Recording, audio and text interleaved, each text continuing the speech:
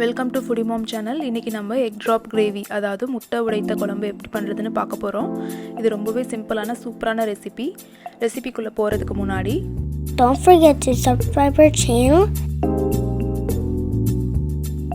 இப்போ வாங்க நம்ம ரெசிபி பார்க்க போகலாம். முதல்ல ஒரு பேனை நல்லா ஹீட் பண்ணிவிடுவோம். ஹீட் பண்ணிவிட்டு அதில் எண்ணெய் சேர்க்கலாம்.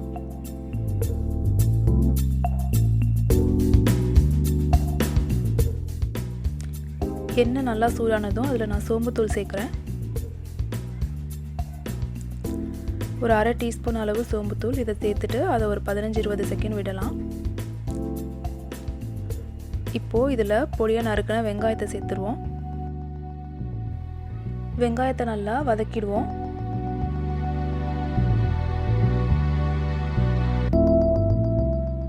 இப்போது 4-5 பல்லு பூண்டு, கூடவே சின்ன பீஸ் இஞ்சி, அப்புறம் ஒரு பச்சை மிளகாய் எடுத்திருக்கேன். இதை அரைச்சி பேஸ்ட் ரெடி பண்ணிக்கலாம்.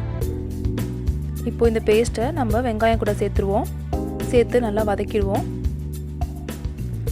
பூண்டு இஞ்சி பச்சை ஸ்மெல் போகிறது வரையும் இதை வதக்கிக்கலாம்.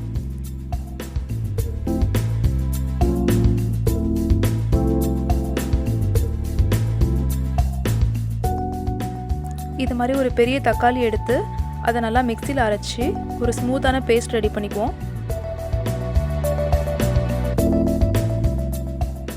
இப்போ நம்ம அரைச்ச தக்காளி பேஸ்ட்டை இதில் சேர்த்துடலாம்.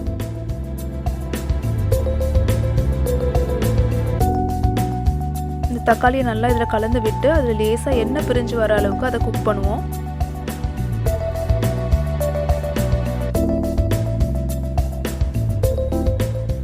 இப்போ இது நல்லா குக் ஆயிடுச்சு. இப்போ நம்ம இதில் மசாலா பொடிகளெல்லாம் சேர்த்துடலாம். இதுக்கு நான் 1.5 teaspoon Kashmiri chilli powder use பண்ணுறேன். சாதாரண மிளகாத்தூள் யூஸ் பண்ணுறதா இருந்தால் கொஞ்சம் கம்மி பண்ணிக்கோங்க, காரம் ஜாஸ்தியாக இருக்கும். அதில் கூடவே 1 டீஸ்பூன் மல்லித்தூள் சேர்க்குறேன்.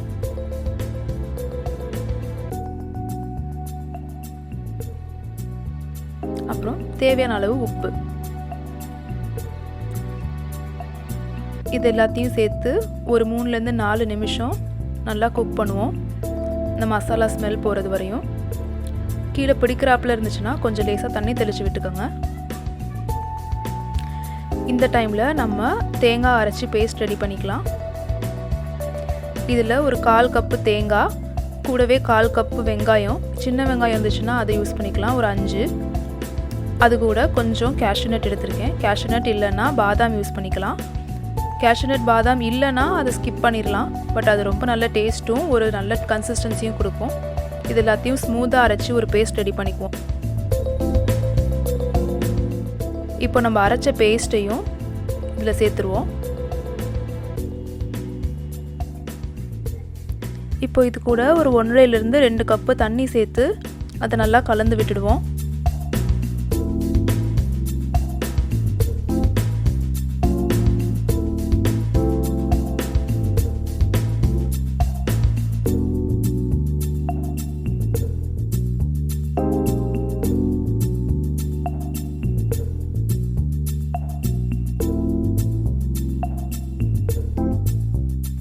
கலந்து விட்டுட்டு ஒரு கொதி வர வரையும் வெயிட் பண்ணலாம்.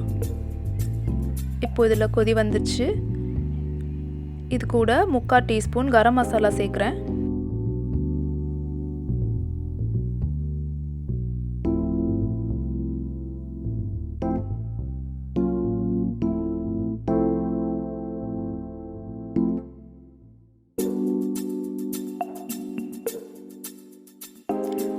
இப்போ நம்ம இதில் முட்டையை சேர்த்துடலாம். நான் இதில் 5 முட்டை சேர்க்க போகிறேன். உங்களுக்கு எவ்வளோ முட்டை வீட்டுக்கு தேவையோ அந்த மாதிரி இதில் சேர்த்துக்கோங்க. முட்டையை ஒரு சின்ன கப்பில் எடுத்து அதை மெதுவாக ஊற்றினோம்னா குழம்புல உடஞ்சி போகாமல் இருக்கும்.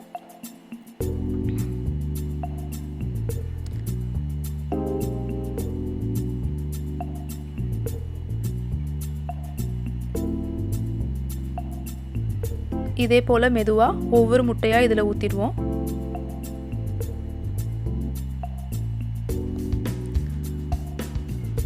ஒவ்வொரு முட்டைக்கும் கொஞ்சம் இடம் இருக்கிற மாதிரி தள்ளி தள்ளி ஊற்றிக்கலாம்.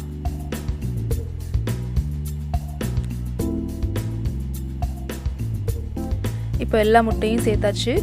இதை ஒரு மூடி வச்சு மூடி 10 நிமிஷம் வேக விடலாம். 10 நிமிஷம் ஆயிடுச்சு. இப்போ நம்மளோட குழம்பு ரெடியாக இருக்குது. பாருங்கள், ரொம்பவே சூப்பராக இருக்குது. இதை ஒரு 2-3 நிமிஷம் அப்படியே விடுங்க. அப்போ தான் நம்ம முட்டை அதில் நல்லா செட் ஆகும். அதுக்கப்புறம் இதை சப்பாத்தி, ரைஸ், இட்லி, தோசை, ஆப்பம், இடியாப்பம் எது கூட வேணாலும் பேர் பண்ணலாம். ரொம்ப சூப்பராகவே போகும்.